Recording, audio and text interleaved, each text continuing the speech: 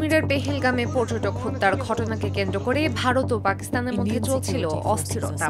এর মাঝেই ৭ মে ভোর রাতে পাকিস্তান শাসিত কাশ্মীর এবং পাঞ্জাবের সীমান্ত এলাকায় ক্ষেপণাস্ত্র হামলা চালিয়েছে ভারত।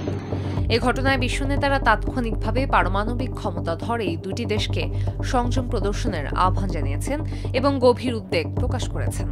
হোয়াইট হাউসের সাংবাদিকদের মুখোমুখি হয়ে মার্কিন প্রেসিডেন্ট ডোনাল্ড ট্রাম্প এই পরিস্থিতিকে লজ্জাজনক বলে অভিহিত করেছেন এবং দ্রুত এর শান্তিপূর্ণ সমাধানের আশা প্রকাশ করেছেন।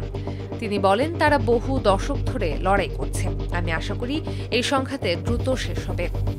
অন্যদিকে যুক্তরাষ্ট্রের পররাষ্ট্রমন্ত্রী মার্কো রুবিও সামাজিক মাধ্যম এক্সে একটি পোস্টে লিখেছেন, আমি ভারত ও পাকিস্তানের মধ্যেকার পরিস্থিতি গভীরভাবে পর্যবেক্ষণ করছি।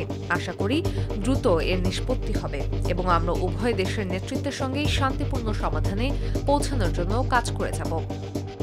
জাতিসংঘের মহাসচিব অ্যান্টনিও গুতেরেসের মুখপাত্র এক বিবৃতিতে জানান, কাশ্মীরের নিয়ন্ত্রণ রেখা এবং আন্তর্জাতিক সীমান্ত জুড়ে ভারতের সামরিক অভিযান নিয়ে মহাসচিব গভীরভাবে উদ্বিগ্ন।